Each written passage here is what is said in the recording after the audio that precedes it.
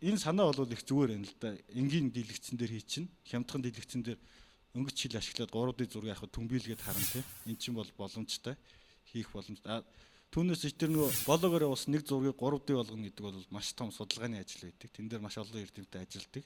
Блогоор авч байгаа 3D зургийг болохоор юу байна л да. Яг илүү ингээд таны байж хахад ингээд зургийг авахад илүү гоё бодит 3D гарна л да. Блогоор хийсэн зураг бол авцсан зургийг tingиж болгож байгаа болохоор жоохон хэцүү. Тэгтээ бол 3D болохтой болно.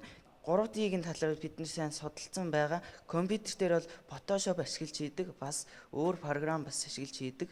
Стерео зураг хардаг хүмүүс зориулаад бас 3D зураг хийж болно. Харж чадахгүй хүмүүстээ шил өгнө.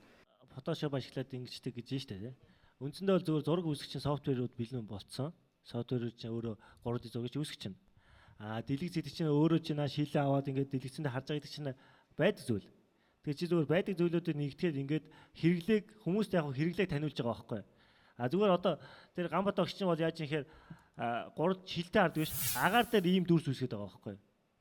Хий хоос ингээд инхээр юу ч байхгүй. Агаар дээр ингээд тод 3 хэмжээс харагддаг. Тийм судалгаа хийж байгаа юм. Тэгэхээр тимийн хийгээ явж байгаа гэдэг бол шинэ юм руу явж байгаа. Зүгээр энэ бол аль эртний технологи бидний зүгээр та нар яг чинь хэрэглээг хүмүүст танил болгож байгаа байхгүй. Тэгэхээр энэ бол шинэ бүтээл бол биш, шинэ санаа биш. Бид нар бол тийм сайн төгс зүйл хийх тийм ухаан бол биднэрт байхгүй. Зүгээр насандаа тохирсон зүйлийг хийж байгаа. Тэгээд бас нэмээд хэлэхэд тэр агаар дээр байгаа зүйлийг чинь бас бид нар ч гэсэн том болоод судлаад гаргачихаас үгүйсэхгүй. Тэгээд бас тэр хэрэглээг айл таниулна гэдээ гол нь бид нар зүгээр санаа нь юу вэ гэхээр зүгээр жазл бүтээсэн жазыг хүмүүс зүгээр зураг харж байхаар 3D-гээр өнгөрснөө илүү бодиттой л харъя гэсэн тийм санааг л гаргаж өгсөн. Тэгээс тийм бас ухаантай тийм хүүхдэд биш болохоор насандаа л төгсөн юм хийсэн ч гэж хэлсэн. Юм багаас эхэлдэж штэ. Айл болгоныг компьютержуулах аян явагдаж байсан шүү дээ. Тэрнтэй адилхан бид нар ягаад айл болгоны 3D зүйлийг харахыг ирмэлзэж байгаа. Зарим айл бол баг мэдгч хүчтэй зүйлийг би өчигдөрлөхэд ихчээсээ асуухад манай ихч энийг яаж хардیں гэсэн утгаар ярьжсэн байхгүй. За тэгвэл яг ямар үйл ажиллагааг хөнгөвчлж байна чинь? Хөнгөвчлөх тал дээр гэхээсээ илүү хүний хэрэгцээнд таарсан зүйл хийж байгаа. Яг зүгээр энэ дээр бол яг техникийн шийдлэхээс илүү зүгээр зургийг л одоо жишээлбэл ийм фото жиаз руу импортлж оруулаад тэгээд камераар харна гэж байгаа бол та нар тийм ийм фото студиудтэй хамтарч ажиллавал зүгээр. Хүмүүс одоо зүгээр хавтгай дээр зураг биш 3D та нарын авсан зургуудыг 3D болгоод тэгээд зургийн жиазанд одоо файл хэлбэрээр хадгалаад тэгвэл тэр санаас зүгээр. Зүгээр яг энэ дээр бол техникийн шийдлгээд ихтер бас хийж боломгүй байна. За шүүгчдийн дүгнэлтийг сонсъё. Нэг тийм нэг үгүй. За миний дүү наатаха тэр багштайгаа ягаад хэрэглээ болго заяа. Зүгээр энэ тэмцээний үед бол цаашаа дэмжих болцоог байна. За шаргалтаа нэгтээ амжилт хүсье. Амжилт хүсье. Багш нарын хэлж байгаа сайхан санаа байна. Мөн хөгж байгаа зөвлөгөөнүүд нь тавхад хэрэг болох бах. Багштайгаа заавал ирээд уулзаарай.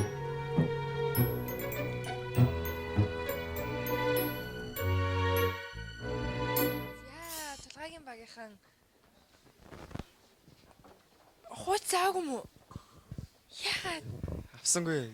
Манайхыг юу гэлээ л дээ. Хүний хэрэгцээг хөнгөвчлөх хэрэгцээ гэдгээс илүү хүний амьдралын хэрэгцээ гэдэг утгаар нь авлаа л хөнгөвчлөх талаас нь илүү биш.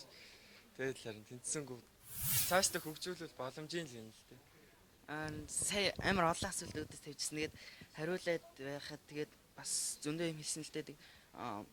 Нөгөө бидний бас нөгөө жоохон болохоор юмыг байгаа юмнуудыг нэгтгэхэд байна гэж хэлээдсэн. Уг нь багийнхаа гишүүдийг их л бодлоготойгоор багтаа нэгтгэж авсан юм да. Тэгээ тулгаа данж болсонгүй. Харин тийм ээ. Гэтэ ер нь бол манай бүтээл бол ер нь боломжийн гэж би өөрөө бол бодож байгаа. Ягаад тэгэхээр 3D ертөнц гэдэг чинь хүн болгоны амьдралд бол яг бүрэн орж чадаагүй байгаа шүү зүү шүү дээ. Тэгэхээр бид нар жоохон мэдээлэл тутмаг байлаа л да. Хавтгай ийм жирийн зургийг бол хизээч 3D болох боломжгүй гэнэ. Тэр талаараа мэдээлэл авлаа. Одоо бол бид гурван яарсан тэр талаараа бол нэлээд сайн хөөцөлтнө гэсэн бодолтой байгаа. Багш нь зөвлөгөө аваарай гэлээ л дээ. Энэ зургийг бол бид гурван яарсан гэртээ бол нэг бүтээн гэсэн бодолтой. Илүү ах хичээл зүтгэл ах юм бол юу ч бүтээж болно шүү дээ, тэ. Тэгээд бүтээгээд тэрийг гүйцэлдүүлчихэд дараа жилийн залуу зохион бүтээгчээр дахиад гурлаа дөрвөлээ уулзчих болох юм, тэ. Тийм ээ. За амжилт. За баярлалаа.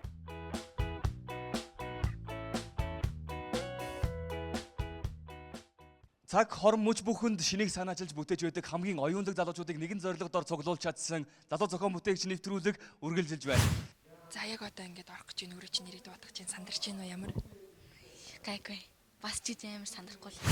Охтуудын зохион бүтээж байгаа зүйлсүүд нь юугаараа хөвгүүдээс ялгагддаг юм бол энийг мэдхийн тулд яг одоо тайзнаа гоо марлаг өрөө. Гоо марлаа. Гарч ирээд бидэнд бүтээлээ танилцуулаарай. За гомарлаа. Амжилтсан. Төгөлдөр чи эмэгтэйдүүтэй юу? Бага. Эмэгтэйдүү гэрийн ажилд хэр сайн бэ? Ер нь охтууд хөвгүүдийг бодвол ээж аавдаа илүү тусалдаг баг. Тийм ч учраас манай эрэгтэй зохион бүтээгч хөвгүүд маань манай нэвтрүүлд оролцохдоо голцоо нисдэг тэрэг хийнэ гэж байна те. Мөнхийн хөдөлгүүр хийнэ гэж байна. Нэг бол бүр айраг хэсгэр гэж байна те. Арай ондоо зүйл. Охтууд юу зохиож юуг бүтээхийг хүсдэг вэ?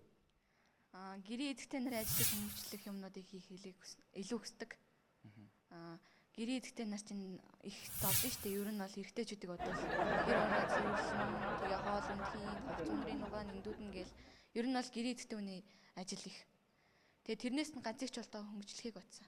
За миний хамгийн ихний бүтээл бол шил сав угаагч буюу халуун сав угаагч. За. Ухаалаг самбарын хажуу зогсож байгаа. 3 минутанд багтааж шил сав, халуун сав угаагчаа танилцуулна да. Халуун савыг угаахад көмөн төвхтэй дотор нь юм хийгээд л чихээд л эргүүлээд л үзэс тарандаа өнгөрийг арилгах гад л. За, цаг явлаа, гомарлаа.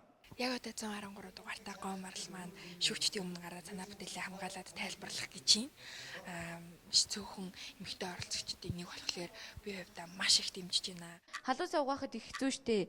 Одоо нэг сойдог барьчаал дотор нь хийгээл ингээл үрээлээдэг. Харин зөвхөн ёроолыг угааж чадна. Хоёр талын дотоод хааныг ерөөсөө угааж чаддгүй. Тийм болохоор хальт угаасан болоод өнгөрдөг. Тийм болохоор би автомат угаагчийг зохион бүтэе гэж бодсон.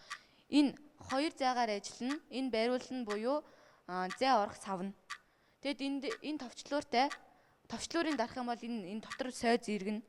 Доороо энэ порлоны юмтай одоо ингээд энэ сойз нь нөгөө зөөлөн байх хэрэгтэй. Ягаад гэвэл нөгөө данх буюу халуун савны авчин жижигхэн харин доторх эзлэхэн буюу багтаамж нь том байдаг учраас хандаа хүрэхэд болдгоо. Тийм болохоор зөөлнөр нь амаар нь багтаж орчоод дотроо ороод хөвсгөөд хоёр талын дотоод хандаа хүрэхээр яхаар зохиохыг бодсон. Тэгээд ингээд таглчингууд энтер чинь одоо ингээд дотор хандаа ингээд хүрээд доод хандаас хүрээд тэгээд товчлуураа дарах юм бол дотроо эргээд угаана. Яагаад болохгүй гэж амьдралд хэрэгтэй зүйл вэ? Хэрэгтэй. Яагаад байж болохгүй гэж? Халуун сав байнга угаадгүй.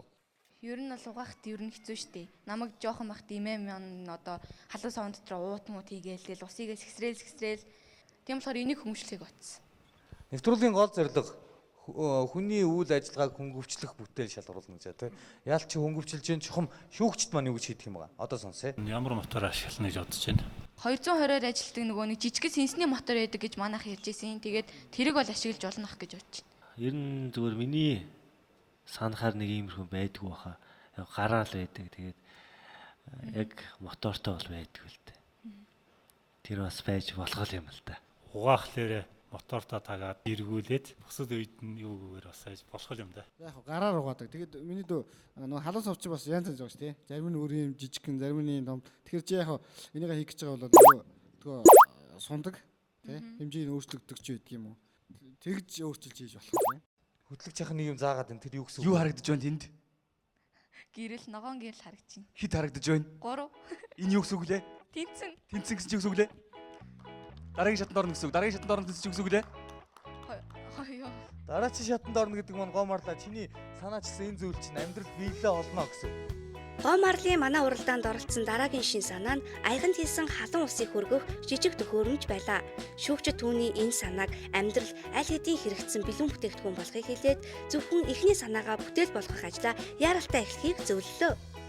Хөдөлмөрийн багштайгаа бас найзтайгаа баг бүрдүүлж манай уралдаанд оролцсон Гомарлын шин санаа айл бүрийн галын өрөөнд дэх цэвэрлэгээний багшийн тоог ийхүү нэгээр нэмлээ.